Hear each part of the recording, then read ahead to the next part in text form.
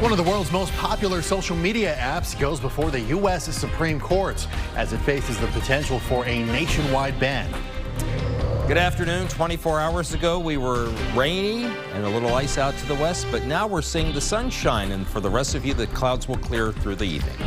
A series of devastating wildfires scorching thousands of acres and blackening the skies above the Golden State. The damage seen so far as fire and smoke gripped the LA area.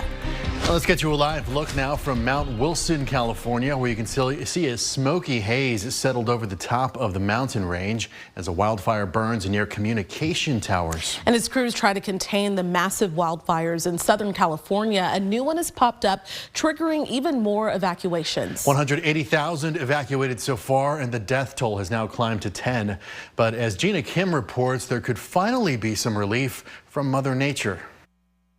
The good news is we have better conditions today. Less wind, higher humidity, but we remain under red flag conditions, and we still have spot fires breaking out throughout Los Angeles County. The numbers are indeed staggering. We have approximately 10,000 structures burned throughout the Los Angeles area, including this one, a gas station that has been in this small community for 2 generations. And that is just an estimate. The 10,000 number is based on aerial surveillance, so that number is expected to grow. Another number that is expected to grow, the number of deceased. Right now we are at 10 people confirmed dead, but as fire officials move on from fighting to recovery and assessment, that number is also expected to grow. We have 56 square miles that have burned so far in this fire.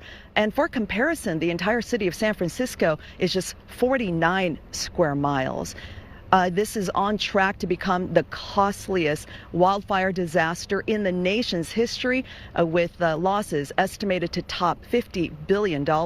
And we are not out of the woods just yet. We still have Santa Ana winds predicted for next week. And now to Gina Kim, NBC News, back to you.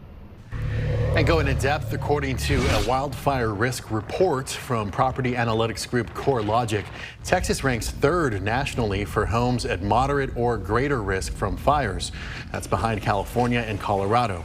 The Austin metro, meanwhile, ranked as the 5th highest metro in the country whose homes are at heightened risk for wildfire damage, with more than 94,000 homes having a moderate to greater wildfire risk. All right, Rich, and we have some gusty northwest winds that will make their way to us, right? They're in now. They've been here most of the day, but they eventually are going to die off, and so that'll send low temperatures tomorrow morning even colder than those that we had today. We'll get into that a little bit later on. But let me show you where the clearing is as we take a look at clouds and radar. The clearing line is still over Williamson, Travis, and Hayes counties, but it's moving rapidly to the east. This is all due to the upper level storm system, which yesterday gave us all that rain, moving quickly off to the east. And so by the time we get to about 8 or 9 o'clock tonight, the area will be completely clear, and that will send those temperatures down into the 20s tomorrow morning. Here is a live look from the Highland Furniture River City Grill camera out at Marble Falls. We are looking at a sunny sky there. That was Marble Falls, and so I apologize for the banner being misplaced. We are looking at temperatures right now in the low to mid 40s area wide. 43 degrees right now in Austin. It's 45 at Atlanta. That's one of our, quote, warmer readings, down to 40 at Cameron. The winds, there are those gusty winds, but they're starting to come down. Earlier today, 25 to 30, now about 15 to 20 plus. And it's not too much longer before the gusty winds end, and that's what's going on there. As far as temperatures go, we drop into the 30s overnight through tomorrow morning, dropping into the 20s in most of the area by 7 a.m. And then we're in the 50s tomorrow afternoon, and that will feel excellent. All right, healthy rain totals. I've got some of those to share with you. We'll talk about the warming for the weekend and what lies ahead for next week later on in First Warning Weather. Jen? All right, Rich, thank you so much. For the first time in the history of our nation, a president has been sentenced as a convicted felon. As NBC's Jay Gray reports, after months of delays, legal wrangling, and a failed attempt at the U.S. Supreme Court, President-elect Donald Trump, who will again take the oath of office in 10 days, was sentenced in his hush money trial. Good morning. Please be seated. History inside a Manhattan courtroom. Donald Trump appearing via video conference call, formally sentenced months after his conviction on 34 felony counts of falsifying business records in an effort to hide an alleged affair and cover up from voters. This court has determined that the only lawful sentence that permits entry of a judgment of conviction without encroaching upon the highest office in the land is an unconditional discharge. An unconditional discharge means no jail time, no fines, no substantive punishment while confirming he's guilty and a convicted felon.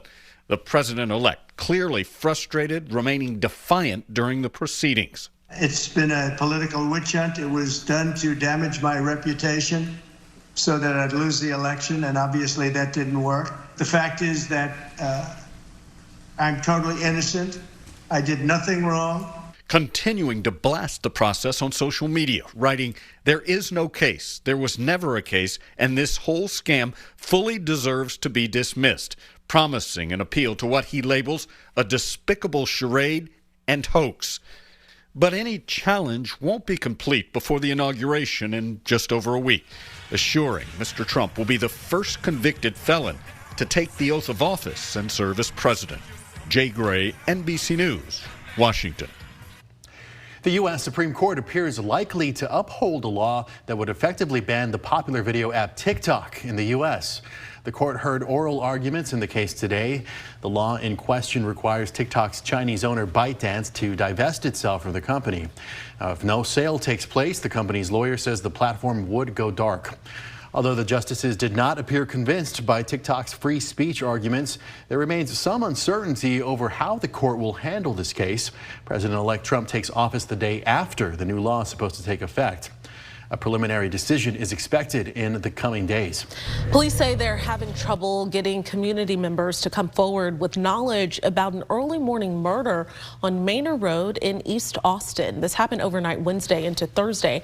APD says the woman killed at this apartment complex is 35-year-old Kelly Maisel. Now, officers found her surrounded by blood in the parking lot. They have not yet said how she was killed, just that she had obvious trauma to her neck.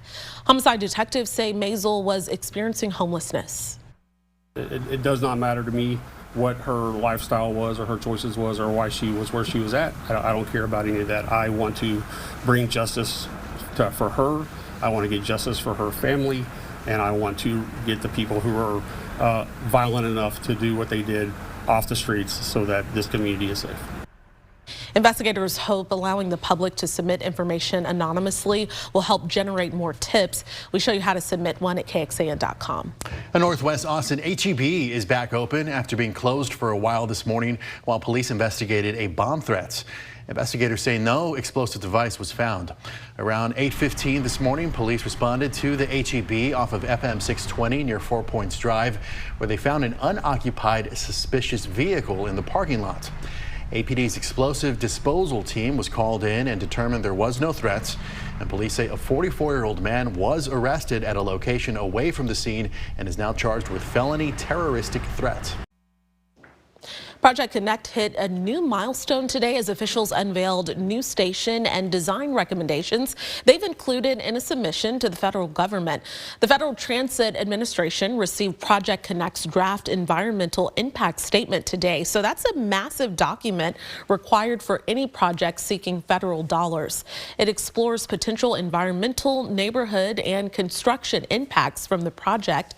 Officials also debuted new conceptual renderings that highlight a new station proposed near Wooldridge Square downtown, an extended transit-only light rail bridge across Lady Bird Lake, and an urban greenway along Riverside Drive. Light rail is underway. We have been advancing the design and engineering over the last year or so, more than that, and are excited to be releasing the draft environmental impact statement. Project leaders will host several events this month where community members can review and give feedback on the document. Those comments will be accepted through March 11th, with construction slated to begin on the project in 2027. We have more details on those recommendations at KXAN.com. Macy's confirmed it's closing 66 stores across the country, and that includes 6 stores here in Texas. Macy's says it's closing dozens of stores as part of a new company strategy aimed at maximizing their sales growth.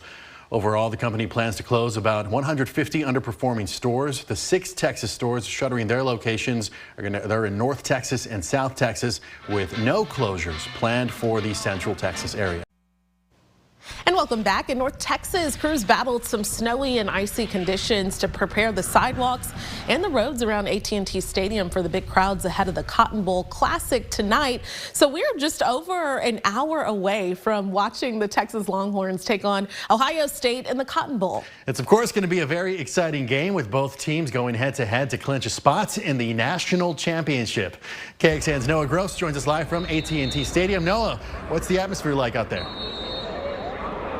The atmosphere it's building very quickly here, Daniel. They just showed a couple of the Texas players, the big names, Quinn Ewers and Arch Manning, on the video board, and the burnt orange in the stands is filling up quickly, and they made this thing loud. Let's break down this game, though. Texas a bit of an underdog in this one, as we've been talking about throughout the week. A key factor in big games like this can be the kicking game. We actually might get hit from the Ohio State kickers, who are kicking right behind us right now. As far as the Texas kickers, a bit more up in the air right now as we almost get hit again here. Okay, Texas. Bert Auburn struggled in the Peach Bowl, missing 2 kicks late in the 4th quarter that could have helped Texas win the game in regulation.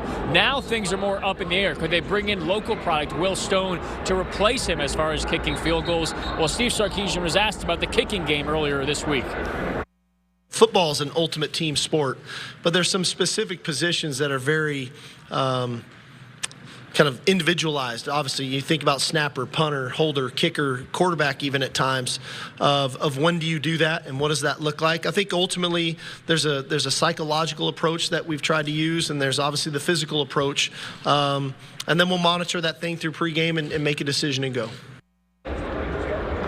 Coming up at 6, more from Sark, and if Texas wins, Notre Dame powered by a local product to get to the national championship game. That we'll talk about coming up on KXAN News at 6. Back to you guys.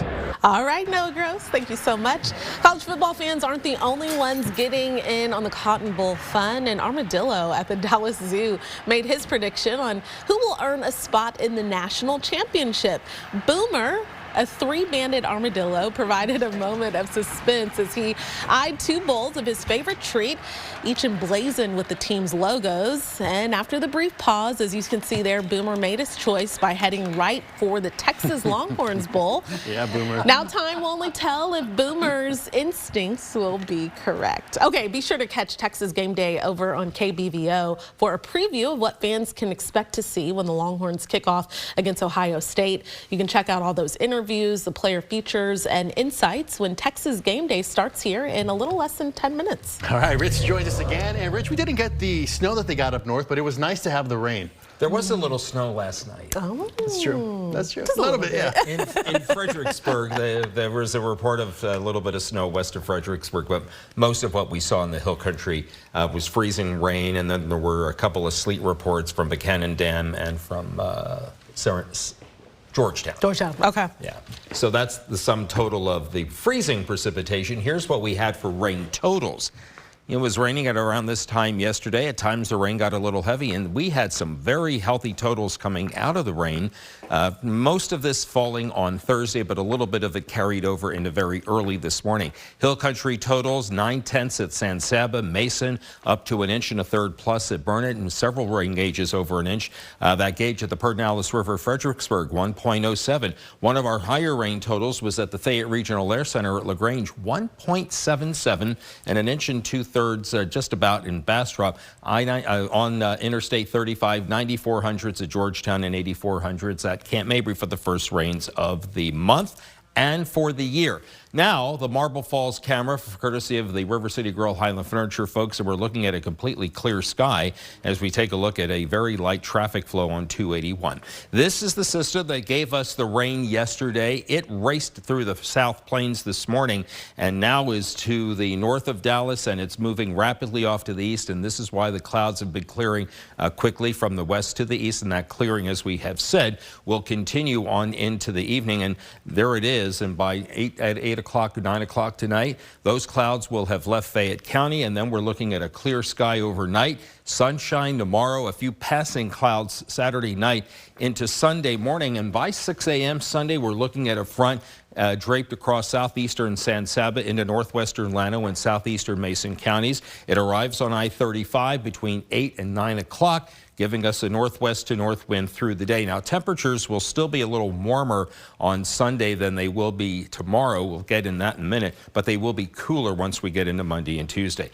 Now, here's the cold air for Saturday morning. Everyone in the 20s will have that good radiational cooling of a clear sky, light wind and dry air. Dew points will be in the 20s, and that will allow for the temperatures to drop sharply tonight. Wind chills at 6 o'clock will still be in the 30s for most. By midnight to 1 a.m., we drop into some teens and 20s, and that's where we stay through about the 7 and 9 o'clock time frame tomorrow. And then we promise you a much warmer afternoon because of a southwest wind at under 10. Temperatures, look at these numbers. How nice does this look? Mid and upper 50s as we get into Saturday afternoon. Then as we fast forward through the week, only thing that will change from day to day is the amount of cloud cover that we'll see overhead, because there is no rain in our forecast as we go out from tomorrow through Friday. And then as we take a look at tomorrow's solar forecast, it's at the top. It's as high as it could be. It's an 8 battery day. And even with a few scattered clouds late Sunday afternoon, it'll still be a decent day to harness that solar energy.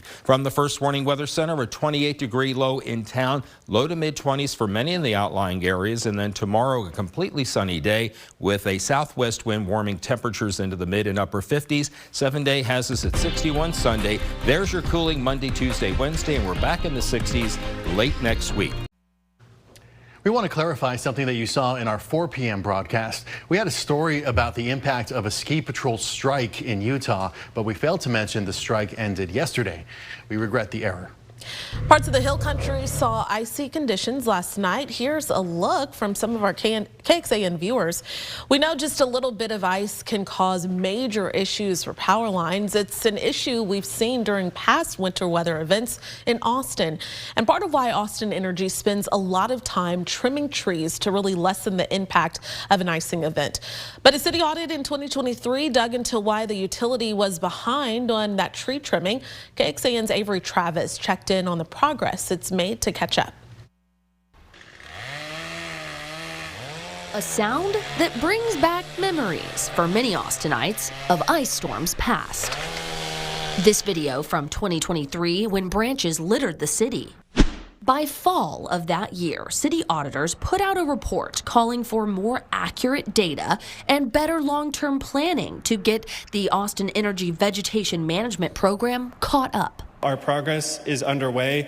We are on a journey. If you're wondering how we got here, a quick history lesson for you. Years ago, City Council reduced the requirements for the distance between those power lines and trees. Eventually, that led to overgrowth in our tree canopy, and the city fell behind industry standards. Despite the issue getting some attention and funding in 2021, it took several years to get new trimming crews off to the races.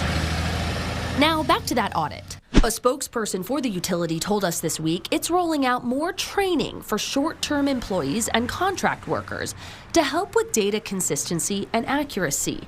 That should be completed by this month. Several of the auditor's recommendations about long-range planning are still in progress.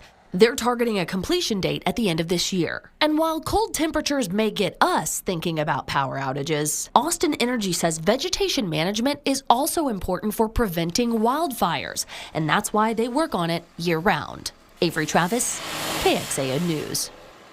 Austin Energy says its goal is to get all 305 circuits in the city back to industry standard by 2028. So far, around 120 are completed. A spokesperson says the reports for 2024 are still coming in, but the estimate is somewhere from 28 to 30. The utility is targeting 44 in fiscal year 2025.